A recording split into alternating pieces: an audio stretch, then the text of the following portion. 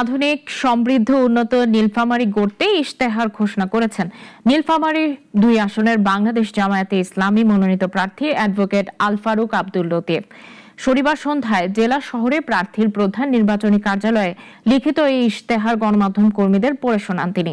শহর জামায়াতের আমির অধ্যাপক আনোয়ারুল ইসলাম ও সেক্রেটারি অ্যাডভোকেট আনিসুর রহমান আজাদ, সদর উপজেলা আমির আবু হানিফা শাহ, জেলা এনসিপির সভাপতি আব্দুল মজিদ এর সময় উপস্থিত ছিলেন। আমরা যে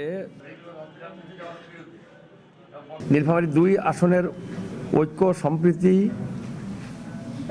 এবং বৈচিত্র্যের বার্তা নিয়ে বাংলাদেশ জামাত ইসলামী মনোনীত 12 দলীয় নির্বাচনী ঐক্যজোট সমর্থিত প্রার্থী চলো একসাথে গড়ি বাংলাদেশ এই স্লোগানের মাধ্যমে কথায় নয় কাজে পরিচয় এই দর্শনকে সামনে রেখে আমরা নির্বাচনী ইশতেহার প্রণয়ন করেছি।